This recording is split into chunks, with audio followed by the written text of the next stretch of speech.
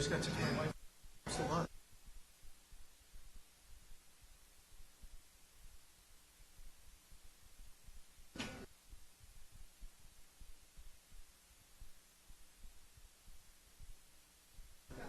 You don't want me to move it, right? Okay.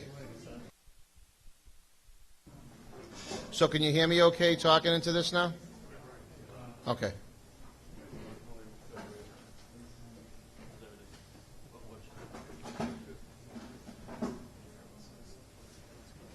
Sergio, I can't move it down a little, or is it very sensitive? I just feel like it's up too much. If you're gonna move it from the base here, but just know that this is kind of loose a little bit. I see. So, okay. That should be all right. Should be fine.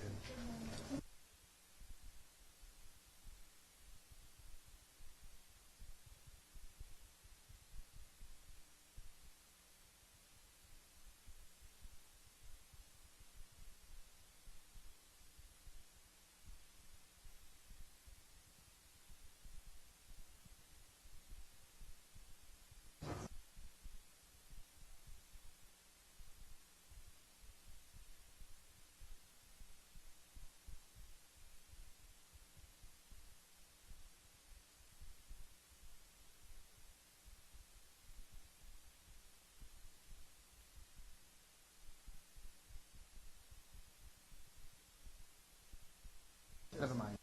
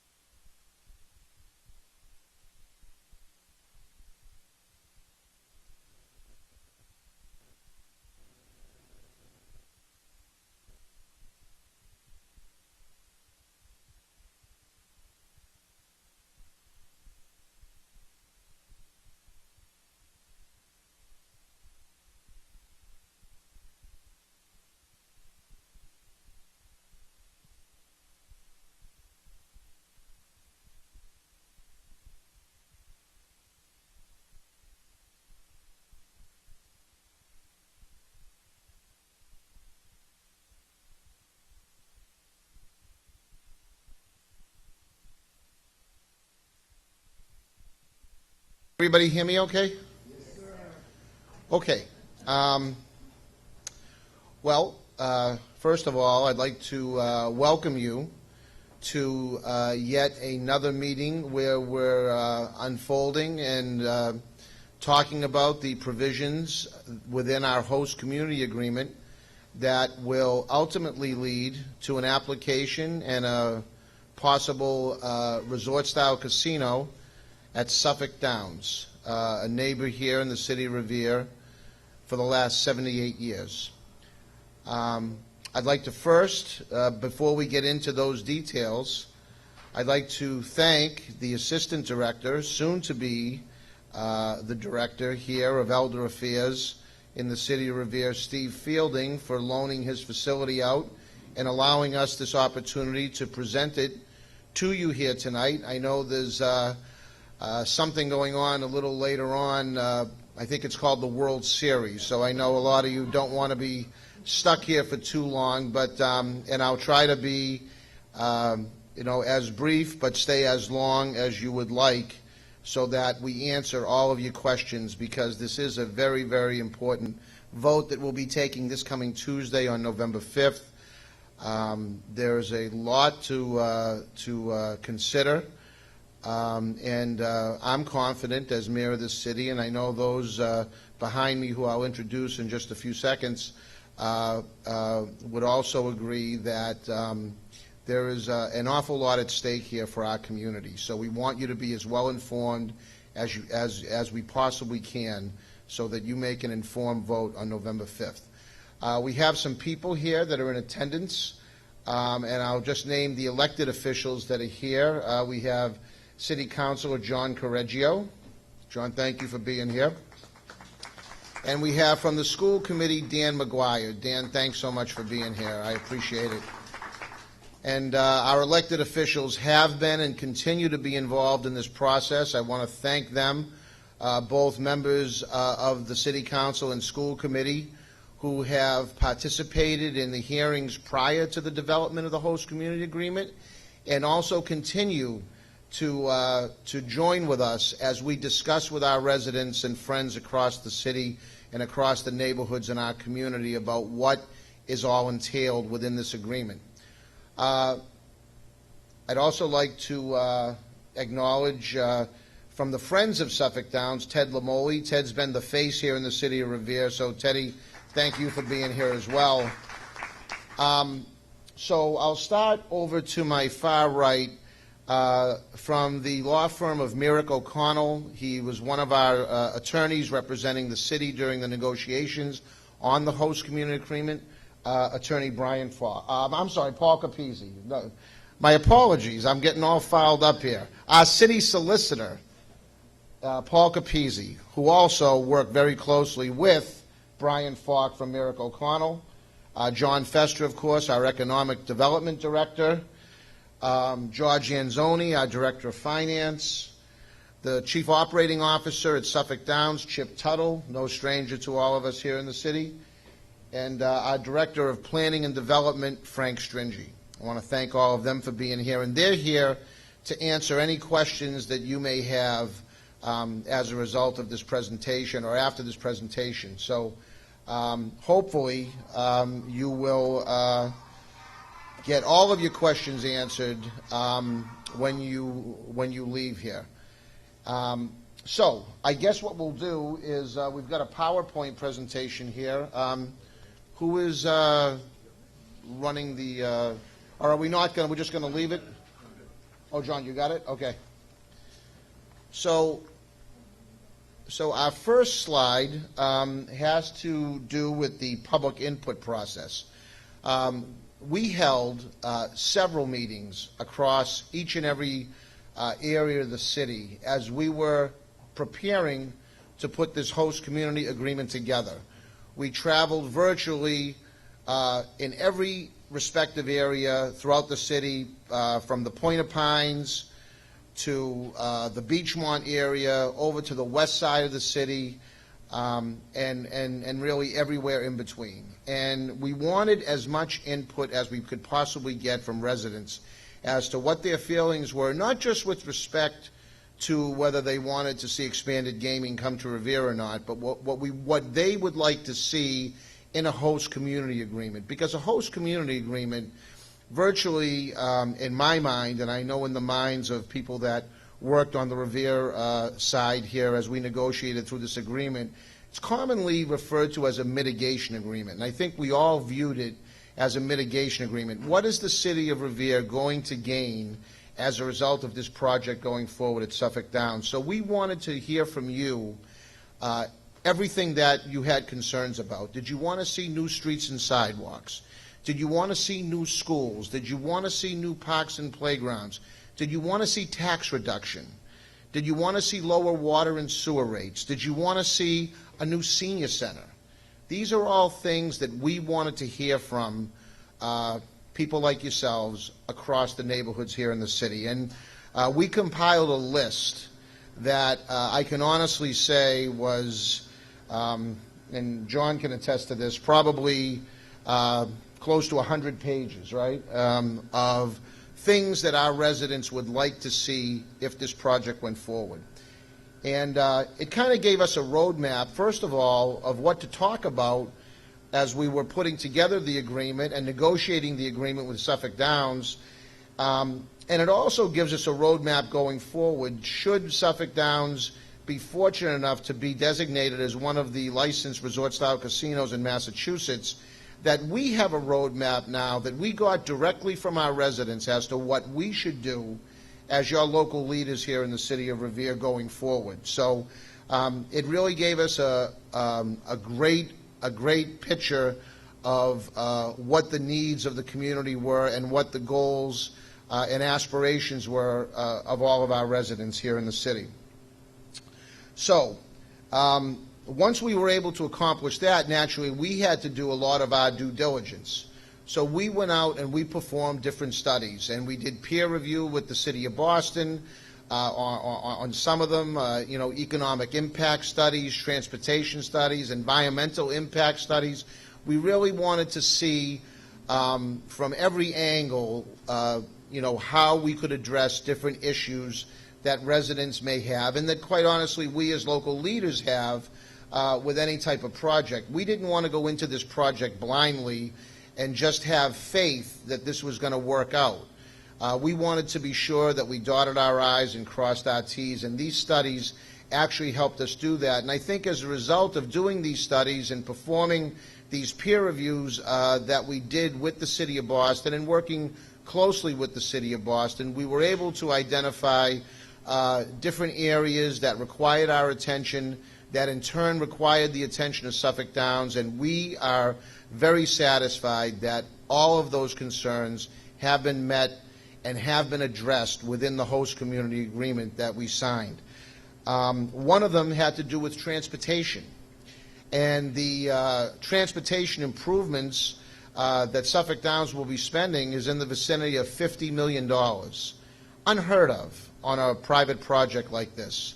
In my conversations with the ownership at Suffolk Downs and with Chip, if this were anything but a casino, the state of Massachusetts would probably be kicking in $40 or $50 million to draw 4,000 jobs to a location like Suffolk Downs.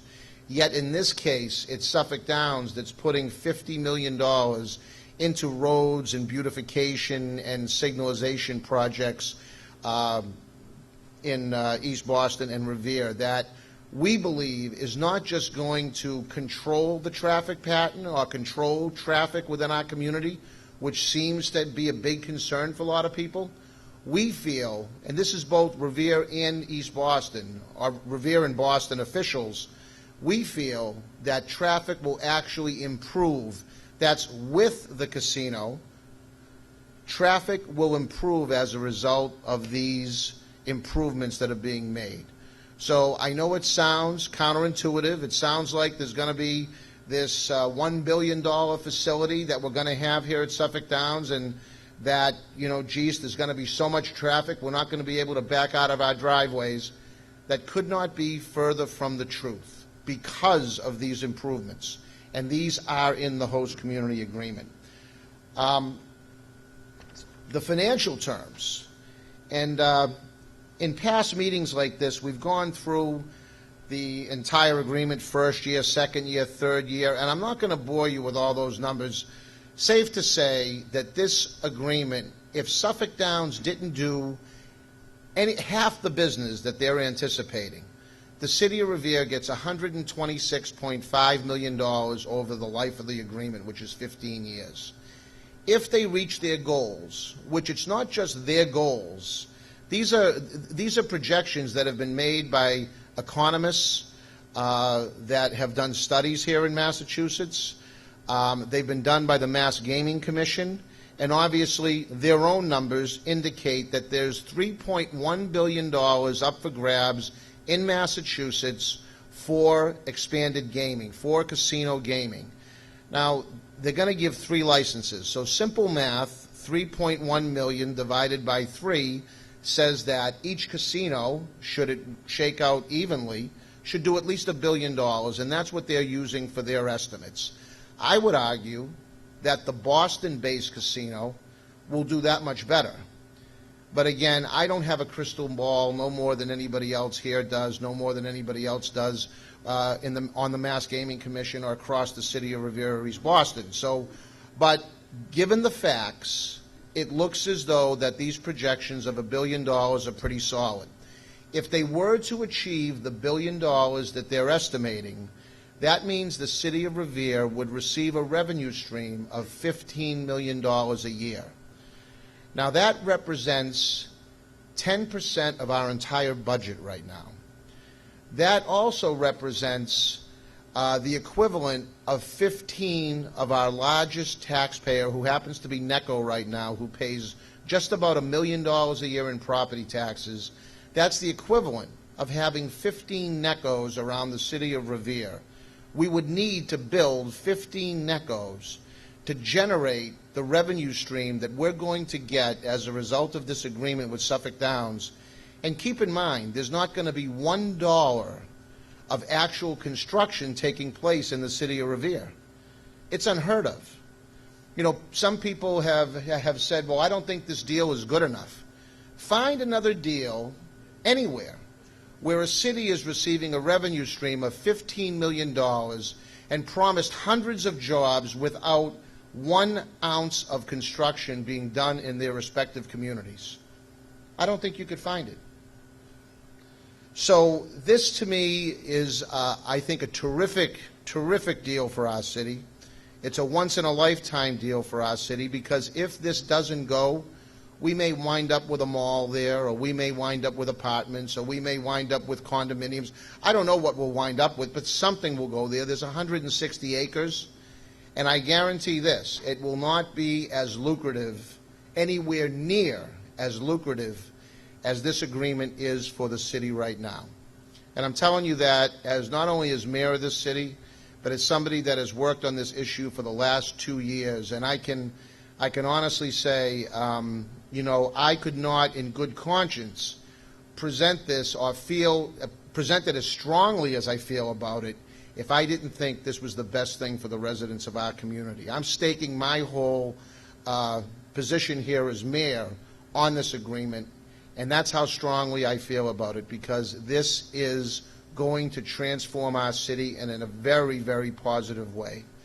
So, moving on from the financial terms of the, and let me just back up for a second.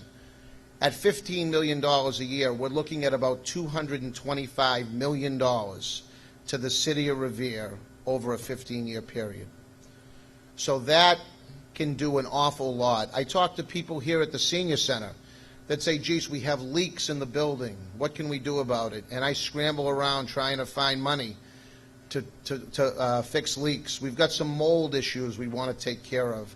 How do we take care of the mold? You know, do we have enough money to take care of that? I'll tell you, the revenue stream that we can create as a result of this facility at Suffolk Downs, as I say, that's been a neighbor of ours already for 78 years, is absolutely transformational. It's going to allow us to have the money to give to Steve Fielding so he can not only fix this building up, but give our seniors so much more in way of programming, you know, programs and other initiatives that he has in his mind to make the senior center more attractive for people and to draw more seniors down here, to give them more opportunities and things to do. It gives me the ability not to have to go back to the taxpayers every year and say, oh, by the way, your taxes are going up again. Because now I've got a revenue stream that I can designate a portion thereof to tax relief. So I can stabilize and, God willing, reduce taxes that people have to pay off of the backs of our residential taxpayers. The city of Revere has long been very top-heavy with residential properties, and that's the reason why taxes keep going up, because our bills keep going up. The cost of health care, cost of trash pickup and disposal, and everything, all your bills, the same way at your homes.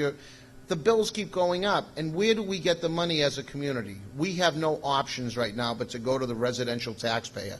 This gives us more options. It gives us huge options with a $15 million payment on an annual basis, and not to mention the collateral investment that we'll get from other developments that will happen because of this project. I have people in my office, and I know in John's office, every single day, well, at least every week, with plans that if this license is granted to Suffolk Downs, they want to go forward with development plans in the city that's going to, again, create jobs and pay significant commercial taxes to take that load off the backs of our residents and off our residential taxpayers. And what better gift can I give to our taxpayers, to our residents here in the city, than that of tax relief? So I'm very, very excited about having that opportunity. We talked about jobs. In the agreement, 10% of all jobs at Suffolk Downs during the construction phase and the operational phase, which they estimate to have about 4,000 jobs when fully operational. 10% of those are promised to Revere residents. And that's a minimum. That's not to say that if we had 400 jobs that have been filled by Revere residents, that the 401st person walks in and is going to be refused. That's just for starters. We're going to have a minimum of 400 jobs.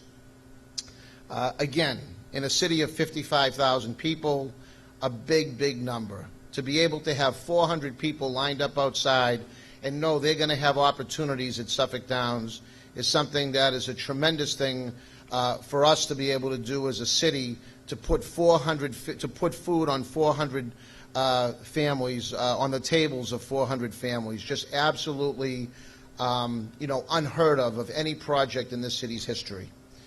Local purchasing. We have business owners that have participated in vendor fairs over the last year or so. $7.5 million has been committed by Suffolk Downs to spend at local businesses. That could be our local, it could be, we have meat companies, we've got printers, we've got auto body shops, we've got, uniform supply shops. There's so, we've got livery services. We've got so many different businesses that can benefit as a result of this agreement. $7.5 million will be spent. In all, they're going to spend about $150 million a year in goods and services. So again, they'll spend $7.5 million because that's what they have to spend in Revere.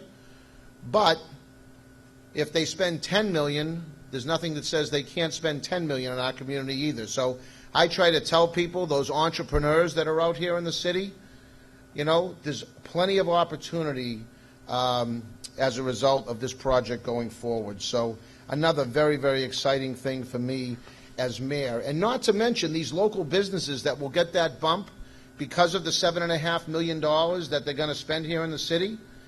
Well, don't you think they're going to be expanding and hiring people as well? So there's more people that are going to be able to be put to work should they want to go to work. That's more tax revenue to the city, again, coming off the backs of the residential taxpayers. So lots of exciting stuff.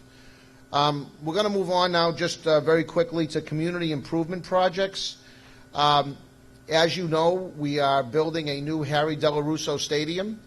It has long been in need of repair, and we were very, very fortunate to get a $2.72 million Gateway Parks grant from Secretary Sullivan and his team over at Secretary of Environmental, or the Office of Environmental Affairs.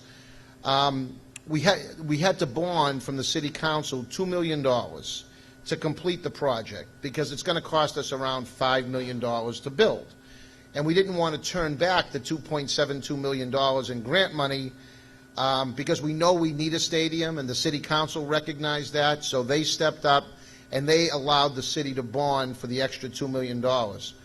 Well, during our agreements, the team you see here behind me, minus Chip, obviously, he's with Suffolk, but thought it would be wise for us to ask Suffolk Downs to put up $2 million to, instead of have to bond it, to pay for the remainder of the stadium. So this way here, we don't have to take that $2 million, go out and bond it, and have the taxpayers have to pay for that $2 million. So again, another way to relieve the burden off of our residential taxpayers. Suffolk has stepped up and said we are going to pay for the balance to put that new field into effect. So again, a great, great project. They have committed $1 million for us to start to look at planning and development of a new youth center. I say all the time, a lot of people ask, what, we see kids hanging around out in the street, and, sometimes people get a little intimidated. They don't want to walk the streets because they see kids, like groups of kids hanging around, and 99 out of 100 times they're up, they're not out there to cause any harm. But again, they're kids, they can be a little loud, they can, but if we don't give them something to do or a place to go, you can't blame a kid for hanging around out in the street. I mean, they're not going to sit in the house all the time, right? And they can't always be involved in organized sports. So where do they go? I've always wanted to, and so, by the way, so don't the kids. They want a place where they can go, like other cities and towns that have a Boys and Girls Club or a YMCA. They want to have a legitimate youth center that they can go and actually have a safe place to be with friends. And that's something that has been a goal of mine as mayor. And the Suffolk Downs has committed $1 million to get that ball rolling so that we can give our kids, the children of our community, a first-class youth center that I think they really deserve. They've committed to many different beautification projects, from Beachmont all the way down to Broadway. There are many, many projects, again, included within the host community agreement. I won't go into all of them. Maybe some of the folks behind me here can elaborate when they start to speak in their respective areas. They can maybe touch on some of them. But safe to say, there's going to be an awful lot of investment here in the city above and beyond just the financial payments that the city is going to receive. So with that, I know that we have another couple of slides here. There's some modification provisions that basically just talks about how this agreement can be modified. For example, if this facility is wildly successful, and we believe it will be, there's a chance that maybe down the road they'll want to expand a little bit. There's 160 acres there, of which about 28% sits in the city of Revere. There's a chance that they're going to be built out in East Boston, so really they've got nowhere to go but onto the Revere side of Suffolk Downs. Once that happens, we reopen this host community agreement, and we start the negotiations, essentially not completely over, but now we've got some actual physical construction that's going to be taking place in the city of Revere, and now we'll be able to negotiate whatever terms that's going to entail in terms of maybe payment in lieu of taxes, or whatever property taxes may be applicable to that additional construction. But there are some provisions that would cause for this to reopen, but nothing that would give Suffolk Downs any wiggle room to get out of the agreement. It's all based on, if this happens, then we have the option to open up the agreement. Again, this is an ironclad agreement that was made between the city of Revere and Suffolk Downs. I have my whole economic development team here with me now that can answer any questions. I'd like to thank all of you who have taken the time to be here again. We were talking about some of the things. I know at the last meeting we had, for those of you that live in the Point of Pines, a question came up from Councilor Powers, who represents that area, about opening up the Point of Pines Fire Station. And that's absolutely something that I would love to do, and I know that Fire Chief Gene Doherty would love to do it too. But again, it comes down to finances. And again, this is just one option that we have as a community to help ourselves. We can help ourselves by going out and voting yes on November 5th for this project, so that we can open up the Point of Pines Fire Station, so that we can provide tax relief for people who need it desperately, so that we can provide some additional funding to help ease the pain of these increasing water and sewer payments, sewer bills that we get every quarter. This is going to give us the ability to do that. And so, for those of you that might be a little fearful, there might be one or two issues that please ask us the questions so we can clarify. There's a lot of misinformation that's being put out there. I mean, here's one, well, actually two. There's a flyer going around saying that your auto insurance rates are going up. Now, fortunately, I happen to have been in the auto insurance business for the last 28 years. I have no idea why a casino would cause your auto insurance rates to go up, unless everybody in Revere decides to start driving erratically. There's no reason why your insurance rate should have to go up. Again, misinformation. You've got another report that said crime's going to increase. Find one study, because I know I've looked, one study that says crime increases because of a casino. It doesn't happen. If anything, we're going to be able to add 15 to 20 police officers that's going to keep this city safer. You'll be getting sick of seeing police officers, is my opinion. We're going to be signing a joint jurisdiction memorandum of understanding with the state police, the Boston police, and the Revere police that's going to provide so much police protection that, as I say, you guys, people will start to complain that they're seeing too much police presence. And I happen to be a big believer in police presence. I like when I see a cruiser driving by my house. And I think most people feel safer when they see police presence out in the streets, walking a beat, or driving through their neighborhoods. You think the criminals are going to want to be where the police officers are?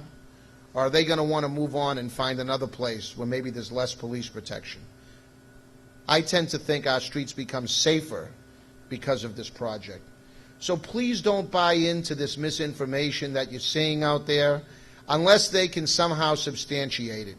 But to go out and try to use scare tactics and scare our residents and give them bad information so they don't vote for this is absolutely reprehensible. And I'll say this, our community is at a crossroads here. This is very, very transformational, as I say, for our city. We can choose to take a partner that's been a partner with the city for 78 years and by all accounts been a great neighbor, and give them the opportunity to get off life support and put $1 billion of construction in the ground that's going to help us in all these many ways that I've talked about. Or we can see them pack up and leave and then wonder what's going to go there. So with that, I will open it up to questions. I know some of you, have heard a lot of information, those of you that are here, and probably a lot to digest, but there's people here behind me that are willing to answer whatever questions you may have. Councilor Correggio. Hold on one second. I want to commend you and Suffolk Downs for putting an excellent package before us. The only question I have is some people come up to me, and since Seasons withdrew, nothing has changed. The package hasn't changed. The agreement hasn't changed. So can you just comment a little bit about that? Those are questions some people have mentioned to me. And I guarantee them that nothing has changed. Suffolk Downs is the owner with the agreement. Okay, seeing as I've talked for 30 minutes, I'll let somebody else answer that question. Who wants to take a stab at that? Chip, can we have that microphone up here for Chip so he can answer that question? Unless you want to come to the podium, Chip. Okay. As long as it doesn't, it's not going to go crazy. Sometimes when you put two of them close together. Thanks, Councilor Correggio and Brian Falk, and Paul, I'm sure could handle this as well. So, Councilor, the agreement is between Suffolk Downs and the City of Revere, and it wasn't between Caesars, our prior gaming management partner, and the city. It was between Suffolk Downs and the city. And so the agreement, the host community agreement remains in full effect. We are bound by the provisions of that host community agreement. We are happy and honored to obligate. We are obligated to honor the host community agreement. We're happy to do that. So nothing changes, and it turns out just before we parted ways with Caesars as a partner because of concerns from the Massachusetts Gaming Commission about Caesars' suitability. And on my way over here tonight, a little after 5 o'clock, the Massachusetts Gaming Commission put out a positive report on Suffolk Downs suitability, an affirmation of our suitability to move ahead by a unanimous vote of the Commission. They have said that Suffolk Downs is suitable to move ahead with the project, so we're very excited about that.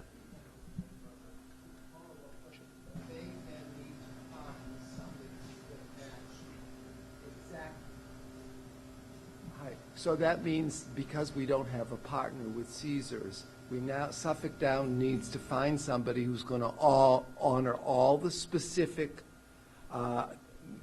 commitments that Caesar made, right?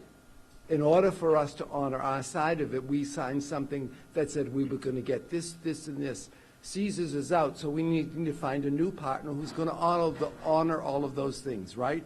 Or we have to go to a new, we can't find a partner who honors all of that, we have to find and change the agreement. Wouldn't that be correct?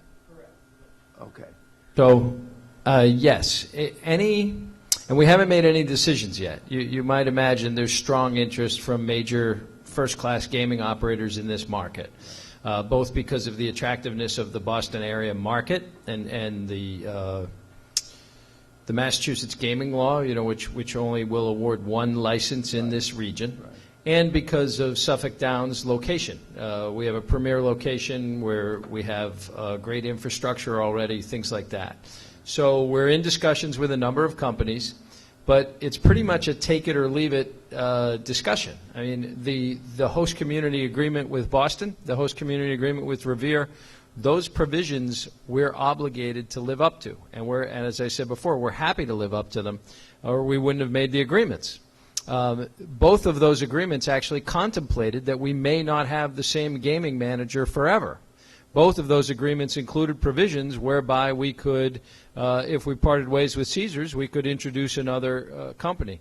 So there are lots of provisions in those obligations, lots of provisions within those agreements about the quality of the facility, our commitments to the communities, local hiring programs, local spending.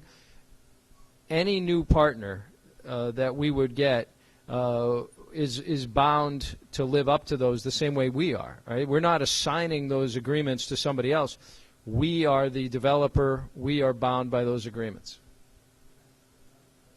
But in the money that you say we're going to get, when I read looked like it was going to be minimal. I'm talking minimum budget of $4 million a year.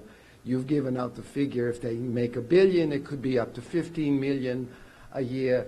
My question is, with all the research you did about what the citizens want, how do we know? What guarantee are we going to get? Should this go through, and should we get just a minimum of $4 million a year? I'd love to get $15 million, but we get how is that money going to be spent exactly? Other than in running of this city, there are things like the track and things that are committed to in the agreement, but that gives you as politicians flexibility to do with that $4 million.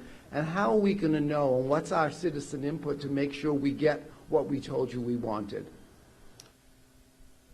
I'm not going to answer the question of how the money is going to be allocated, but I'm going to tell you that in terms of the minimum, it's just not the $4 million. You're getting signing bonuses of another $4 million. You're actually getting $8 million. Over the course of the 15-year contract, as Mayor Rizzo stated, you're going to get $126.5 million. Minimum, no matter minimum. We looked at it from a very aggressive approach in terms of percentages of how we wanted the highest percentages we could possibly get, but we also took in consideration that these projections of $1 billion. We think that Suffolk is going to do extremely well, but we took a conservative approach and said, okay, what happens if that doesn't happen? What do? We want to do a lot of good things in the city of Revere.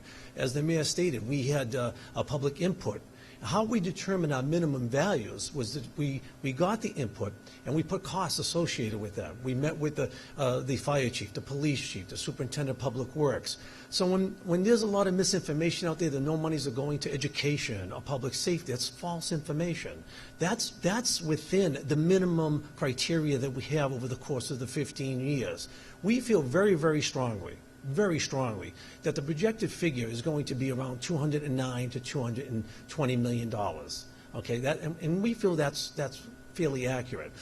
But in terms of the allocation of monies, the monies will be there to be able to cover, as Mayor Rizzo has stated, property relief, water relief, to be able to do capital improvements. There's so many items that we took into account, put costs associated with it, and then determine our minimum values. That's why we feel so good about this agreement. It's a very, very lucrative agreement, no matter if Caesars does well or it doesn't do well. So we feel that, we'll be able to provide the citizens in the city of Revere wonderful opportunities to do great things in this city.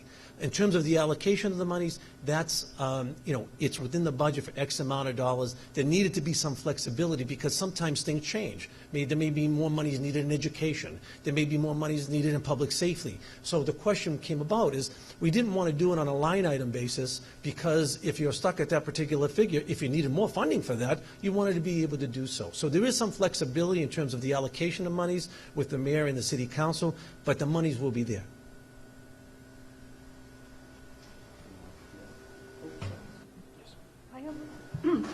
Thank you.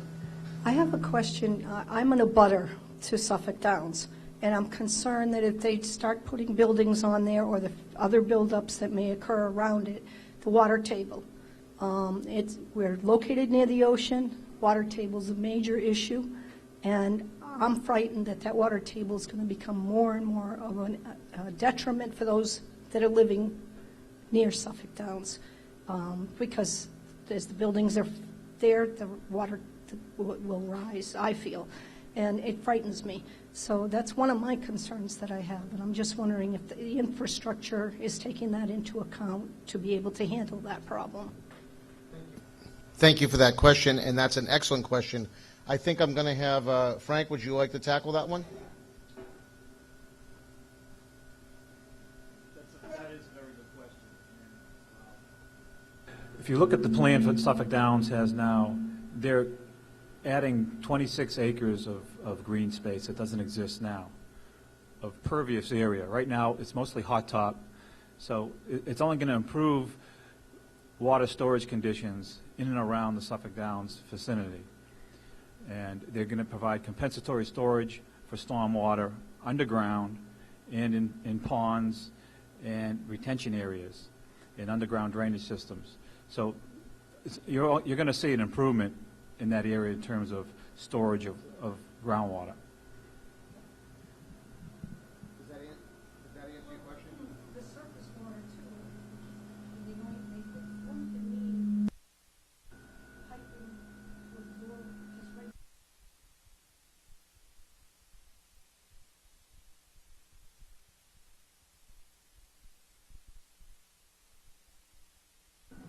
Even without those buildings, they can't really handle the water situation as it stands right now. Eddie. All right, I can. Chip, you want to?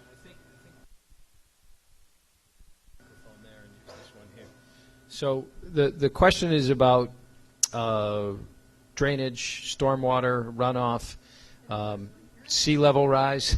I mean, clearly, all things we're thinking about.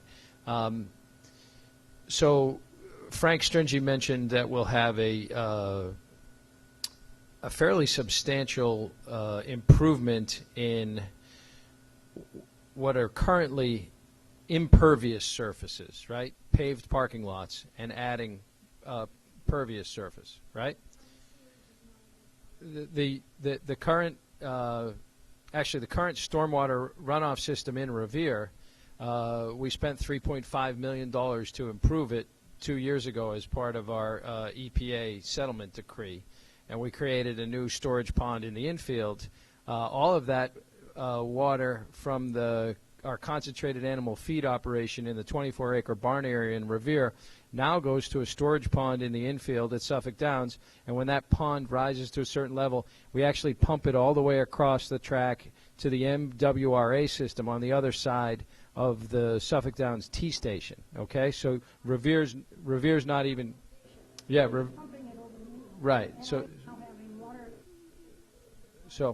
all right. So the other thing I should tell you is that the plumbing system, the drainage system, built underneath the track was built in 1935 when the rest of the track was done.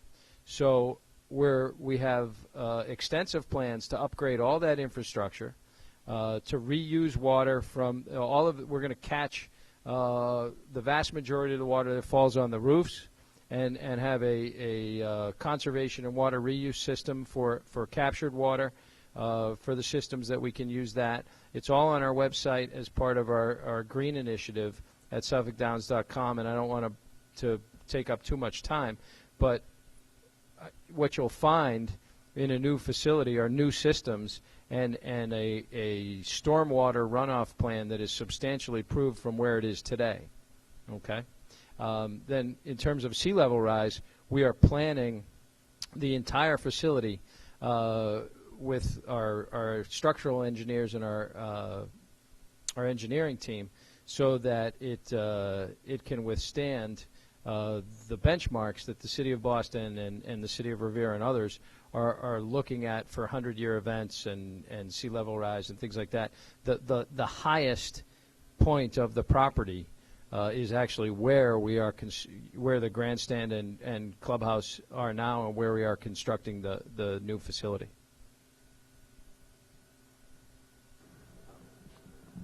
Sorry, Chip, thank you. And I would like to, I'd just like to go back for a second and just mention, because I think it's worth, a second mention, what Frank Stringy was saying. And Frank has been, he's very familiar with the property. Frank has been our Director of Planning and Development for over 35 years. He's probably one of the most conservative members of my administration when it comes to development.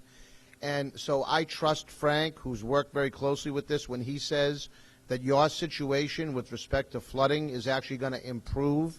I trust him, because he would not make that statement without feeling very confident that the work that has already been done and the work that's planned to be done is actually going to make that happen. So I would feel very, very confident if I were you. And when Chip mentioned that the water is going to be pumped over to the MWRA over the other side of the track, he didn't mean out into the street, right? He meant into piping that's in the ground. So that's not going to go anywhere near your house or your basement or do anything that's going to harm your property. It's going to go into a piping system that's going to take it directly out to the MWRA. And, you know, it'll be invisible to you and I. As I say, it's going to be a much better system that exists there right now today.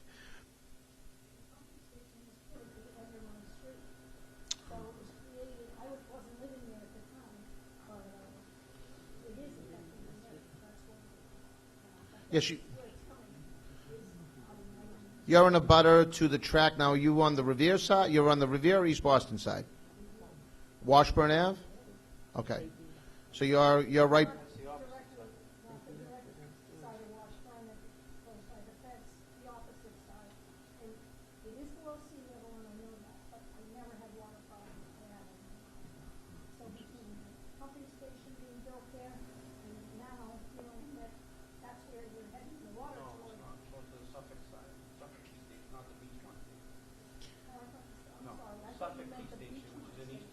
Yeah, it's over to it. It's going to be shifting over to the East Boston side. Yes, yeah. And still, even in spite of it going over there, again, our East Boston neighbors are not going to be any more negatively impacted as well. This is going to be an improvement to what currently exists there right now. And I just wanted to add to the gentleman that had questions about where we were going to spend our money, and John Fester was trying to address that. We had worked, and our Director of Finances here, George Anzoni, again, another 35-year employee of the City of Revere, who worked very closely on this project, and he actually took all these capital projects out that we're looking to do that, remember early on I said we compiled a list with the help of our residents here and counselors that talked about things they'd like to see as a result of this project. He went out and figured out what those costs would be if we were to bond over the 15-year life of the agreement. And that's what some of the money will be used. But safe to say, there's going to be, I mean, even at the minimum, which is $9 million a year going forward, again, if all goes wrong, we're still going to have plenty of money to do all those things I talked about and still do the capital projects that we want to undertake once this agreement or once the license is granted to Suffolk Downs. So, okay, I just wanted to clarify that. just in the process, if we get this funding, communication with the citizenry about what we're doing in the first year. We're doing the track, we're doing the library. That's just very important, because that ongoing conversation with us keeps us informed and also lets you hear from us. My other question was just about these 400 jobs. I remember, if I'm correct, getting a very glossy flyer about there'll be 400 jobs and the average salary is $40,000. My question is, averages and means aren't very significant because the high-level six-figure salaries draw that up. A median salary, does anybody know what the median salary of these jobs will be? And are people making at least $15 an hour? Because anything below that you cannot live on, and you have to go to food stamps. So I care about the quality of the jobs and the salaries. And a very, very valid and good point. And I don't feel completely comfortable answering that myself, because I'm not going to be the employer there. But in my conversations with Suffolk Downs, they're talking about 4,000 jobs total. And I understand when you're saying, yeah, some jobs will be six-figure, and what are the others? Yeah, well, there will be jobs that are there that are not going to be $40,000 a year jobs, but in the aggregate, you're going to have an average somewhere between $40,000 and $60,000 in annual salaries. So, yeah, if you have somebody making 70, you might have somebody making 30, but, who's to say that person, I mean, there's people, and as you may know, when Suffolk Downs was in its heyday and Wonderland Dog Track was in its heyday, a lot of people worked there, and, it wasn't always their first job. A lot of these people had it for a second job, so they could put the kids through college, or they could buy that second home, or they could, put money aside for Christmas presents or a vacation. So a lot of people will not want a job that's going to pay 40 or 50 or 60. I think there's going to be a wide array of positions throughout. And in fact, they just had a job fair for the city of Revere where I think there was like 450 people attended, something like that. So 2 sessions, about 1,000 people. So that's an awful lot of people. I mean, that's a testament to our belief here as an administration that people in Revere are in need of jobs and are looking for jobs. Not everybody is looking for that six-figure salary. There may be people that are looking for a part-time position. There may be people there that are looking for an accounting job. There may be people that want to be a blackjack dealer. There may be people there that want to be an entertainer 3 nights a week. I mean, I've had the whole gamut of people come to me asking me about potential positions there. And, the jobs vary, If you're working the door as a doorman, you're not going to make $30 an hour, but you probably do, pretty well in tips based on what I know about how doormen of hotels and other casinos do. So I think there's going to be a wide array of opportunities for people, for sure. Excuse me, this one goes out to Mr. Chip Tuttle. I got good news for you, Chip. I did some studies on with the calling over 200 telephone calls to the people of Revere. I got 55 that are strictly for the casino and only 2 that were against it, which is a 96% average, which is excellent. So I wanted to let you know about that. Okay, so you're way ahead of the game. But I got a couple of questions for you, sir, Mr. Mayor. I'm in a butter too, and we get flooded, just like this lady does here, and I live on Standish Road, right behind where Shaw's property used to be. I'd like to know what they're going to be doing on Shaw's property and the creek. Is that going to be culverted? Because they've been doing studies for hundreds of years there, and I was just curious if it would be culverted if the Shaw's property gets into a hotel. And also, one other question to Mr. Chip Tuttle. Will the bonds remain when the casino is okayed? Morris, first off, thank you for those phone calls. Those are very encouraging numbers.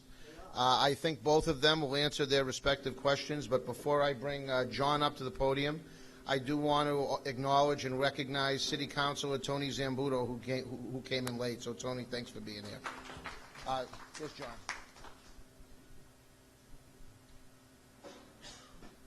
Mr. Morris, to answer your first question, what's been happening with the Shaw's property, There's been numerous developers that I've been dealing with that are looking at that property right now.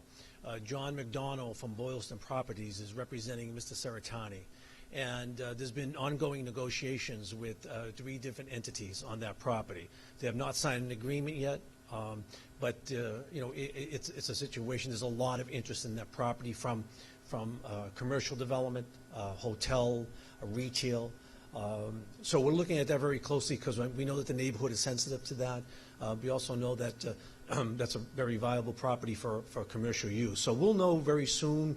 I think it's the negotiations are getting closer. I spoke with Mr. McDonald 2 days ago, and he wanted to know. He wanted to have a general consensus of where we stood in terms of the what we thought about the granting of the license. Do we think we're going to get it or not, and so forth. So there's a lot of questions that he did have, but there's numerous developers that are looking at that particular site.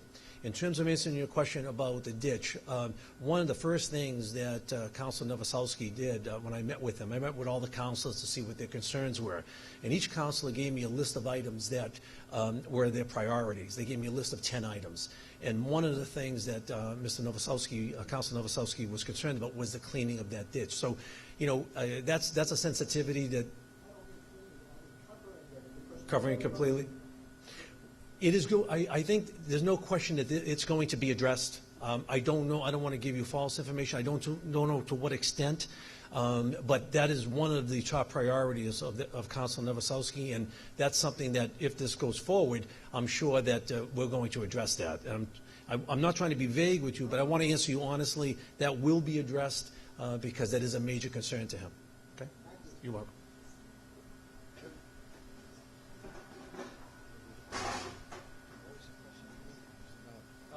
Morris, thank you very much. The question was about the barn area. We do have the 24-acre barn area in Revere that is the seasonal home to 700, 800, sometimes 900 horses, depending upon our racing program. The Massachusetts gaming law, the statute, says that if we earn a license, we're successful, then we have to maintain our racing license while we have the gaming license. Okay? We were happy to do that because it was part of our plan all along.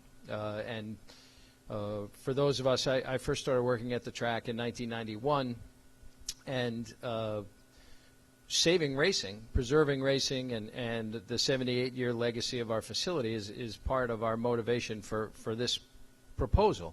Gaming development at the property preserves racing. Some other type of development at the property very likely does not, right?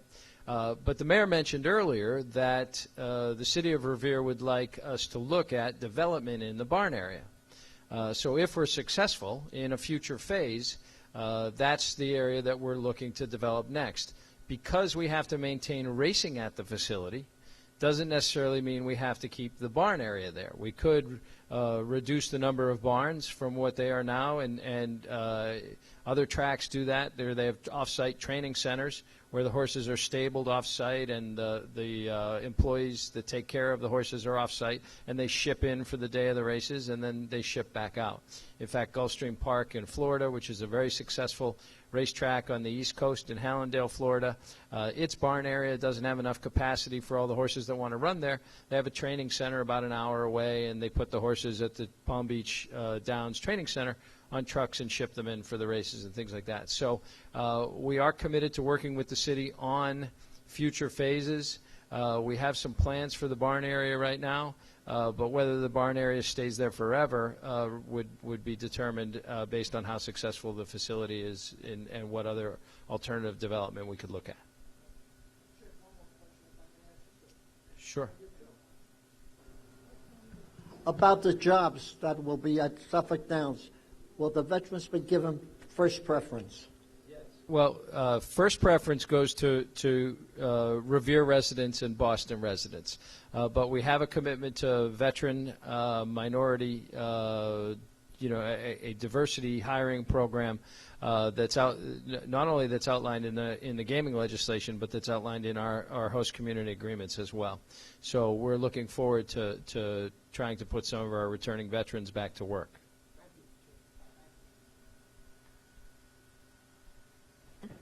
I am speaking about minorities. One thing that worries me is about housing. With all these jobs, I know 400 people live in Riviera already, but the other people that will come and work around and will be interested in living in Riviera area. I noticed lately in the area where I live is a lot of parking spaces that we didn't have before. All cars, one by one, two sides, and I wonder where all these people, where they're gonna live? And do we wanna build more housing? I know they will increase the property prices, but do we need to sell our houses and where the elderly are gonna live? We need to be forced to move out of Riviera. I don't want to move out of Riviera. I love Riviera. It's very convenient, and I think everybody comes to Riviera because the convenience of the trains and all the facilities that we have. But what are we going to do with all these people? Where are they going to live?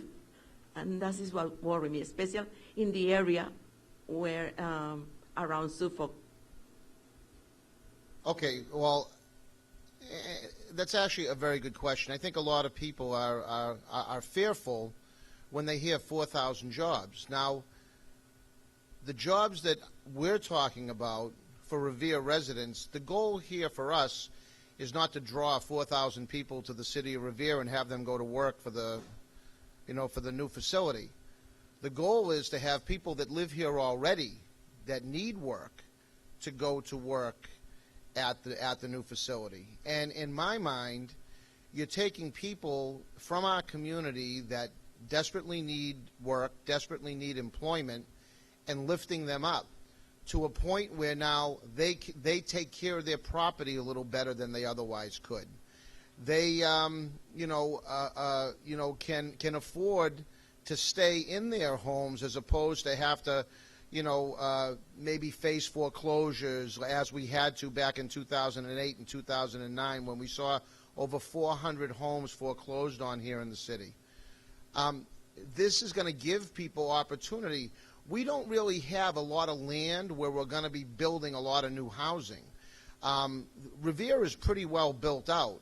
The only place that we're looking at maybe putting some new housing, if you want to call it that, which would be apartments, would be down at Wonderland train station. And the reason is that whole project was built down there or is being built out down there as part of a transit-oriented development project. And that means that, people will not have to use their vehicles as much. We actually gave them special zoning that called for less vehicles having to be parked down there because the goal of that project is to have people use public transportation. And we've limited these apartments to 1 and 2 bedrooms, so they're not conducive really to families. They're more conducive to maybe retired people or people who are working people, maybe a working single or working couple, but not really conducive to families with lots of kids putting extra pressure onto our school system and so on. So I think your fear, and I can understand where it comes from, but I don't believe that is going to be the case. I think the jobs that are going to happen naturally and organically from our own residents here in the city. Chip just said about 1,000 people from our community went there. Now, these are people that live here now. They went to the job fair in 2 different sessions to inquire about possibilities of working at the new facility. So I see this as nothing more than lifting up our own residents who are already here, not drawing more people to our community, but helping people that already live here. And to get back, and I know this wasn't part of your question, but I want to talk about this agreement for a second because, again, I've read some things recently where, people that aren't in favor of bringing a resort-style casino to Suffolk Downs to the city of Revere are making some claims and saying that, the agreement's not ironclad and that we should have used other, that we didn't have a team of experts. Paul Capizzi is probably one of the best city solicitors in the state of Massachusetts. And that's coming from other attorneys that I know that work in private practice. Brian Falk from Merrick O'Connell is representing a law firm that is a very well thought of, very well established law firm in the state of Massachusetts, really, and across the country. So, we didn't go into this blindly. We went into this and tried to cover all of the areas that we thought would impact our community. And, it was a team effort. We all kind of put our heads together, including, as I say, our own residents here in the city from across from across every neighborhood, and our city council and school committee members who obviously want to see strong benefits come from this agreement. So we have taken all of these areas of concern and interest that our residents have had, and I feel addressed them in a very, very adequate way that will satisfy, at the end of the day, will satisfy all of our residents. And think about this. Who's in competition for this license other than the city of Revere? The city of Everett. It's an abutting city. If it winds up in Everett, even if you happen to be opposed to having this project go to Suffolk Downs, we won't see one nickel. The city of Revere, if you think there's going to be impacts, well, guess what? We're probably going to get the impacts if it's over in Everett, but we're not going to see one nickel for it. We're not going to see one job for it. There's going to be absolutely nothing but downside for our city.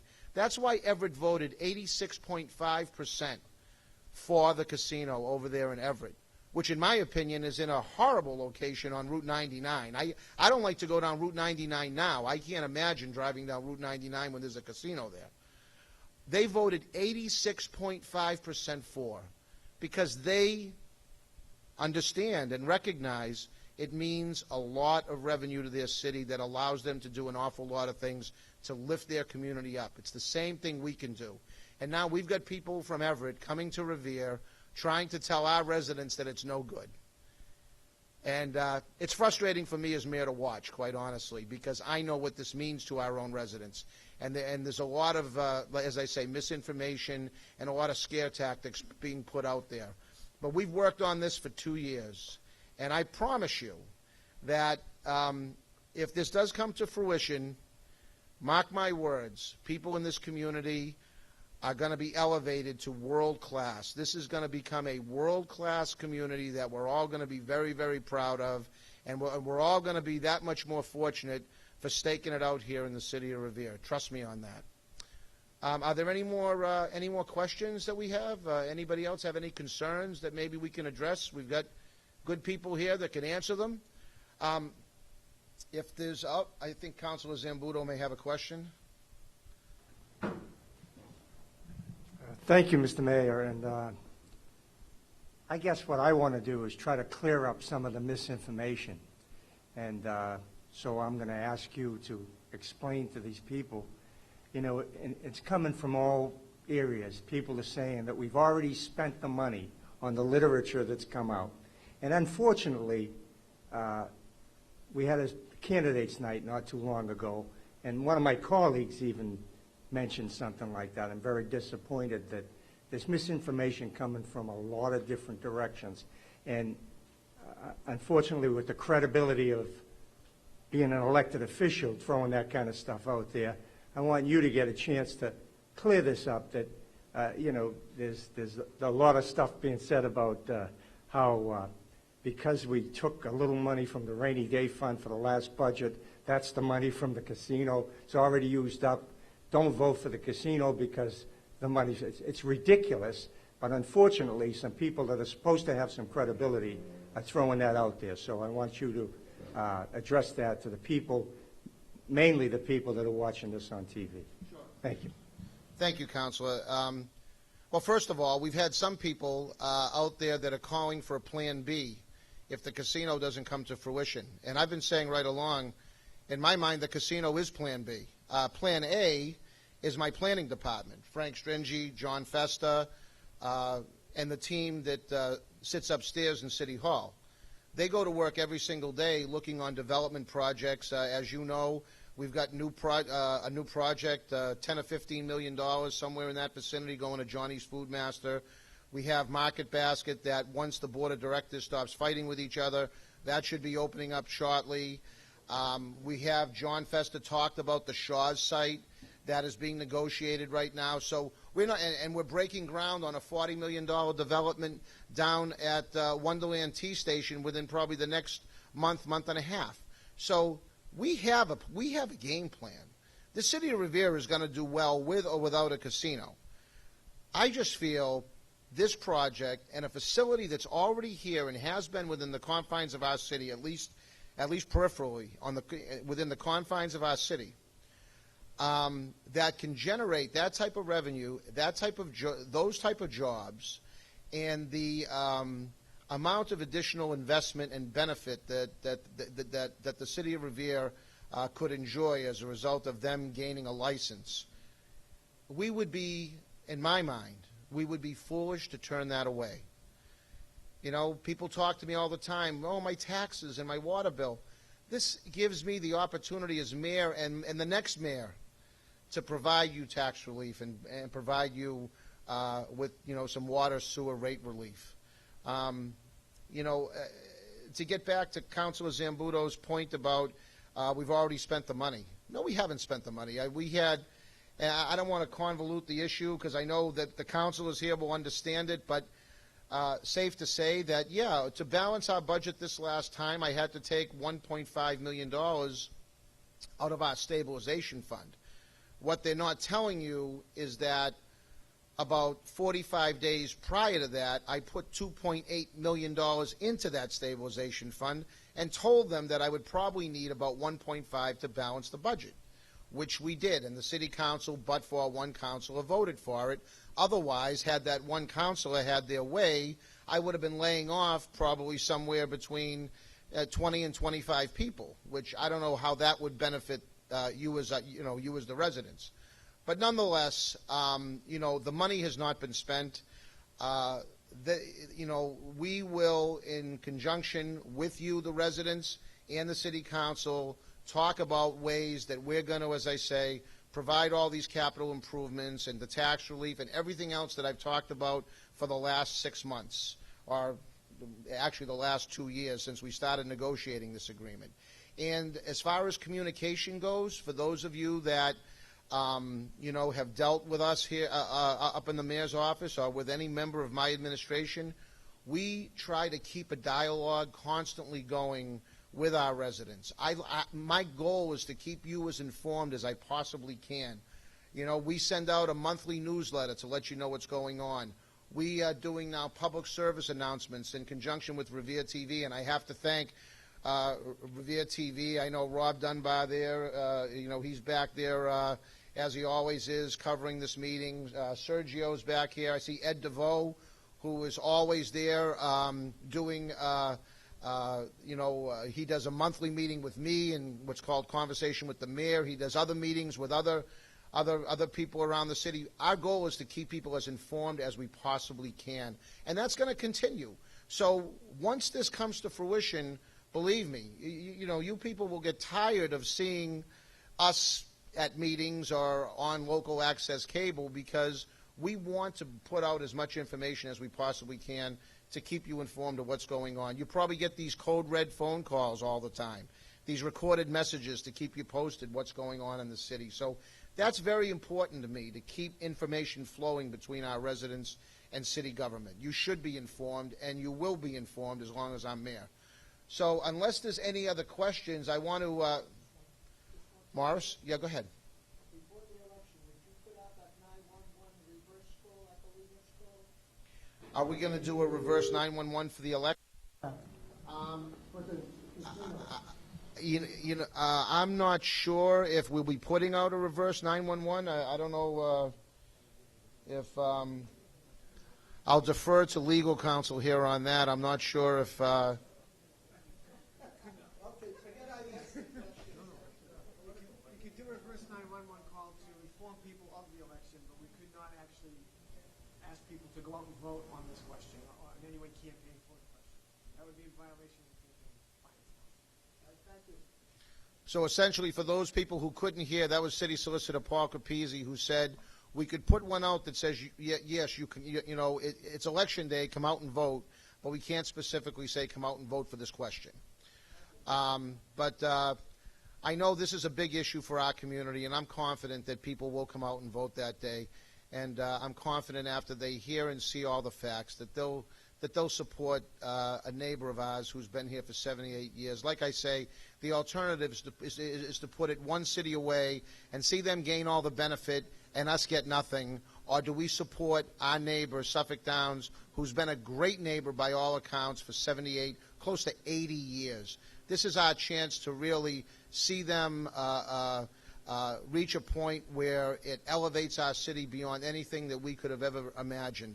And I'm going to be so proud on Tuesday, I know, when we overwhelmingly, and I feel confident about this, support their project, because I know that you will be the recipient of all the good things that come from it. So I want to thank Steve Fielding again for opening up his building to us. Steve, thanks so much. You're doing a terrific job as Assistant Director over here of Elder Affairs. And I want to thank our friends again at Revere TV for obviously putting this information out to the public. Again, this has all been in an effort to make this as transparent and open to the public as we possibly can. So remember, Election Day is November 5th. It's this coming Tuesday. I hope you all get out and vote. I want to thank everybody that's